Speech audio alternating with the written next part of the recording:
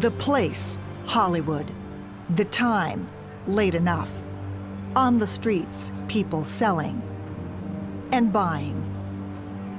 The night cloaks 1,000 sins. And here, in a forgotten corner off Sunset Boulevard, illegal activity, undetected by the cars that pass by. The perpetrators work under cover of darkness. These are gardeners, guerrilla gardeners. They quietly invade a plot of city land, no permits, no permissions, no license. I hear once in a while on the web that police will harass people like us. And sometimes they're threatening and they want to throw us in jail, but you know. Because technically it's illegal. Yes, very illegal. That doesn't bother you? Hell no. In a matter of hours, these green crusaders will turn an ugly, weed-ridden plot of urban blight into an urban garden. You know, all the cars are going past, everybody's going out clubbing, and here we are digging up dirt and... They don't even know each other's real names. They prefer monikers like Greenhouse, Frangipani, or Warthog. Do you know these guys? Nah, not really. I mean, it really doesn't matter that I don't know them, but we all have a similarity. We all have this sort of thread that, you know, we love where we live and we want to give to it instead of take from it. It's 8 p.m. The area is cleared of beer bottles and weeds. But why at night? Well, for one thing, it's cooler. Less traffic makes it safer, and since this is technically illegal, it's less conspicuous.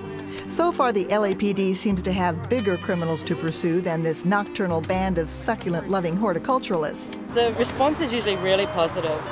It's really about reclaiming public space. In fact, Councilman Tom LaBonge came along to one of our digs over here on Sunset and Wilton and brought us ice cream and hand wipes. I won't give them a citation. The only citation I'll give them is one from with their name on it, thanking them for being a good citizen.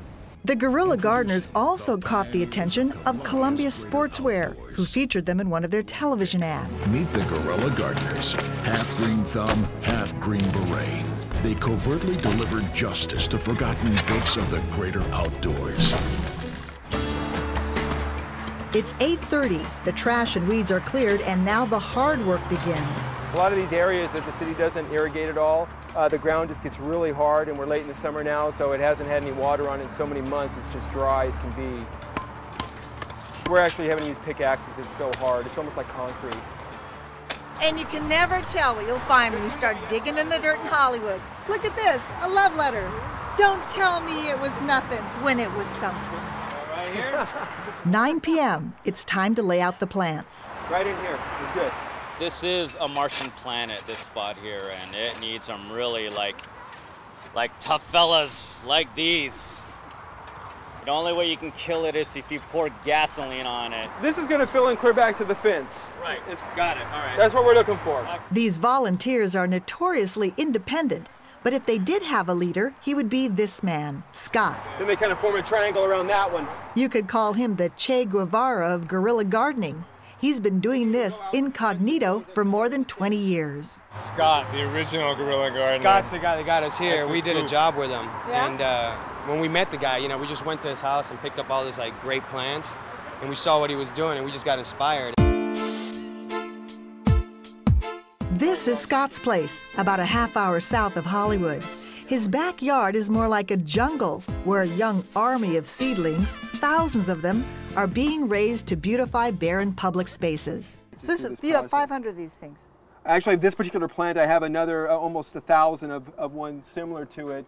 Oh my God, what are you going to do with them all? This is another agave that I've just got a couple thousand of these going right here. It's not even the same agave, it's a different one. Scott gets his plants from friends, from eBay, and from supportive strangers who have heard about him. But mostly he gets them from other plants, because Scott is a master propagator. Wow. Yeah, this is a greenhouse that my girlfriend and I put up a few years ago. And it's where I do a lot of my propagation and stuff. It's a little warmer in here, so they tend to root a little quicker. This is one of the first gardens Scott put in single-handedly nearly 15 years ago. It's on a stretch of land in Whittier near a bike path in the 605. It's fully grown and beautiful, but not all his gardens do as well. Only a few feet away, this used to be a garden, but then the city of Whittier installed street lights, uprooting plants in the process. And Scott says the lights don't even work. 9:30 p.m. Things are progressing nicely. It's 10 p.m. The garden is finished. This is what it looked like before they dug in, and the same spot the next morning. We all come through here, especially in our line of work. You always get off on these streets, you know, all off the 101 freeway. And, I mean, I've seen this 1,000 times. Now you can drive by and look at it a little differently, you know? I wish I could sit here and watch the reactions of people on Monday when they drive by and realize that where did that garden come from? I think that the bigger projects are yet to come. I think that what I have in mind for the next couple of years is really going to be something huge. I've got some big gardens to go. Well, you can look around and see all these plants. They're going somewhere.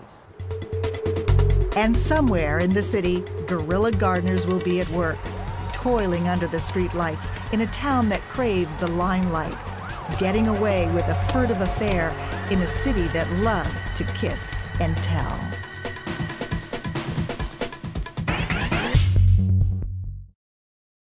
Discover hundreds of ways to do good in your community. Whether you have 5 minutes or 5 hours to spare, Create the Good can show you how easy it is to do on your time and your terms. Learn more at createthegood.org.